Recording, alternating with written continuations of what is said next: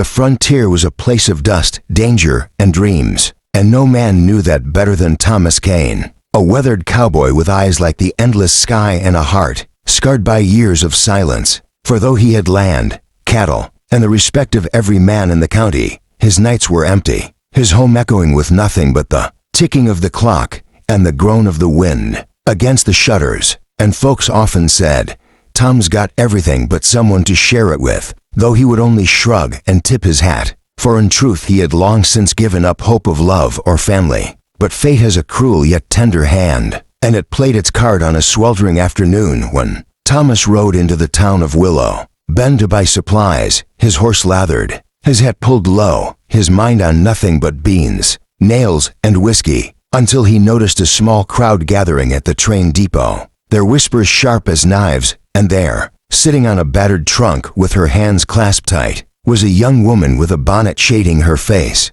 her dress worn thin from travel, her cheeks flushed with humiliation as people pointed, sneered, and muttered, "That's her, the mail-order bride who got left," and another voice spat, "Poor fool, came all this way," and "The man who sent for her skipped town." And though Thomas had learned to mind his own business, something about the sight rooted him to the ground, for in her downcast eyes he saw a loneliness that matched his own, and before he knew what he was doing, his boots were carrying him across the boardwalk, his shadow falling across her as he cleared his throat. "You got a name, miss?" he asked, his voice steady but low, and she lifted her gaze with tears brimming, whispering, "Eliza," and in that one word he felt the world shift, for he could not bring himself to let her sit there and be torn apart by gossip. So when the station master barked at her to move along, Thomas reached down, grabbed the handle of her trunk, swung it up as though it weighed nothing, and said loud enough for the town to hear, "Come along, wife,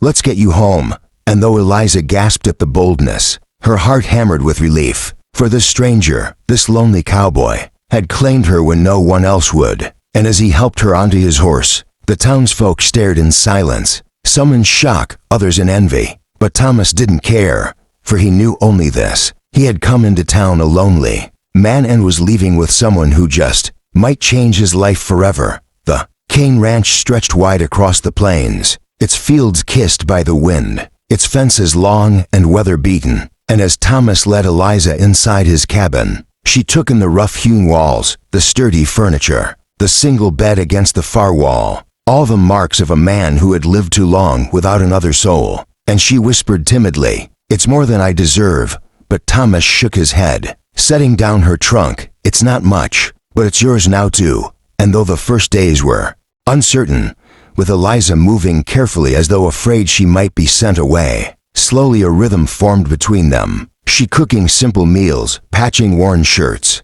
bringing a softness into the cabin, while he mended fences, branded cattle, and returned at dusk to find a lamp glowing and a warm meal waiting. And the silence that once haunted him now became something different, a shared quiet that carried comfort instead of emptiness. And one evening as they sat on the porch, the stars burning bright above, Eliza spoke of her past, of being orphaned young and sent from place to place, always unwanted, always cast aside, until at last she answered a mail-order ad hoping for a home, a chance, only to be humiliated when her promised husband abandoned her. And Thomas listened without judgment, his heart aching, and when she finished, he reached across, taking her hand rough with calluses, saying only, "You ain't unwanted here." And in that moment a bond was sealed, not of paper or law, but of trust and need, of two souls finding in each other the one thing they had been denied belonging. And as the months passed, the ranch no longer echoed with loneliness,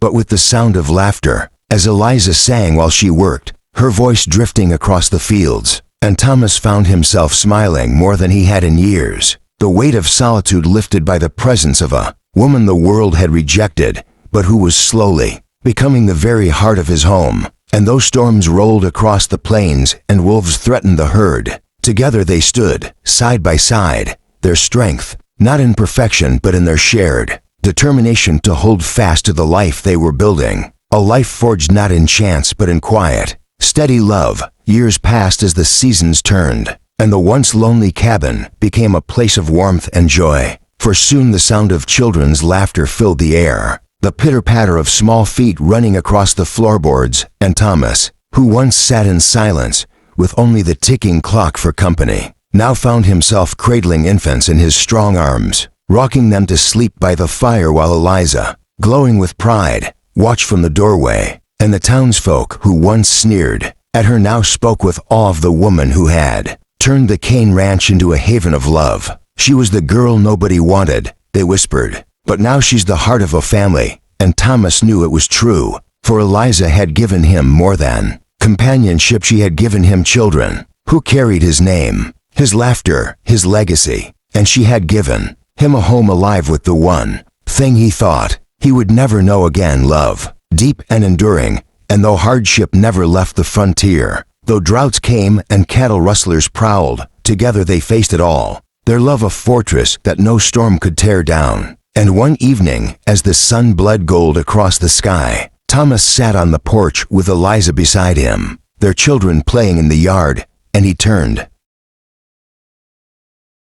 "I used to think I was cursed to ride this world alone, but you gave me everything I never dared hope for." And Eliza, her eyes soft and shining, rested her head against his shoulder, whispering, "I was the girl nobody wanted, but you wanted me, Thomas, and that made all the difference." And in that quiet moment, with the laughter of their children ringing across the land, Thomas Kane knew that the loneliness that had once defined him was gone forever, replaced by a love so fierce it would live on long after the trail ended. And the cowboy who had once been forgotten by life now held in his arms the greatest gift the West could offer: a family born of grace, grit, and the courage to claim what others had cast aside. Riders of the trail, if this story touched your heart, don't just ride off into the sunset. Hit that subscribe button to Wild West Stories. Every tale here carries grit, heartbreak, and redemption, and the next one might just change the way you see love, courage, and destiny in the old frontier. Saddle up and subscribe. Your next adventure begins here.